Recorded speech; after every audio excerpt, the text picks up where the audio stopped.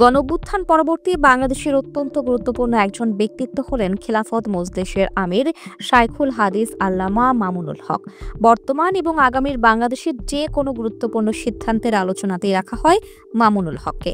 দেশের বিভিন্ন রাজনৈতিক দলের শীর্ষ নেতাদের পাশাপাশি মাওলানা মামুনুল হকও আসন্ন নির্বাচন নিয়ে তৎপর হচ্ছেন।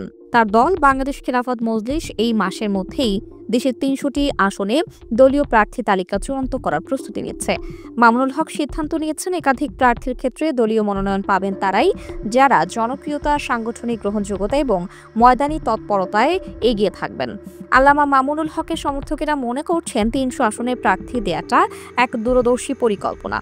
কোনো দলের সাথে জোটবদ্ধ না হয়ে খিলাফত মজলিস যদি দেশের সব আসনে নির্বাচন করে তবে তাদের জনপ্রিয়তা বাড়বে এবং ভবিষ্যৎ রাজনীতিতে আল্লামা মামুনুল হক এককভাবে আরও শক্ত অবস্থানে যাবেন। এর আগে আগামী নির্বাচন ইসলামপন্থীদের ঐক্যবদ্ধ করতে সম্ভব সব ধরনের চেষ্টা চালিয়ে যাওয়ার ঘোষণা দিয়েছিলেন বাংলাদেশ খিলাফত মজলিসের আমির মাওলানা মামুনুল হক। তিনি বলেছেন, বাংলাদেশ খিলাফত মজলিস আগামী নির্বাচনে যে কোনো মূল্যে ইসলামপন্থীদের ঐক্যবদ্ধ প্ল্যাটফর্ম তৈরি করতে চায়। এ লক্ষ্যে আমরা সব রকম প্রচেষ্টা চালিয়ে যাব ইনশাআল্লাহ। এদিকে প্রধান উপদেষ্টা ডক্টর মোহাম্মদ ইউনূসের সাথেকার সাম্প্রতিক বৈঠকের পর মামুনুল হক বলেন, প্রধান উপদেষ্টা জানিয়েছেন সবার সহযোগিতা পেলে তিনি একটি সুষ্ঠু নির্বাচন উপহার দিতে চান।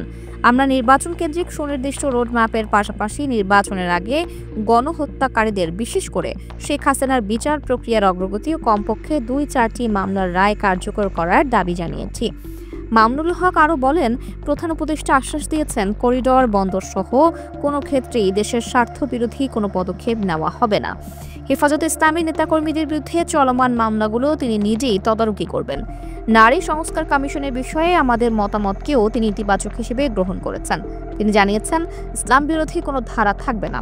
এদিকে খিলাফত মজলিসের সাম্প্রতিক বৈঠকে দলের মহাসচিব মাওলানা জালালউদ্দিন আহমদ বলেন, প্রয়োজনীয় সংস্কার শেষে বর্তমান অন্তর্বর্তীকালীন সরকারের অধীনেই জাতীয় সংসদ নির্বাচন আয়োজন করতে হবে। সেই নির্বাচন কারচুপি, পেশি শক্তি ও কালো টাকার প্রভাব মুক্ত হতে হবে।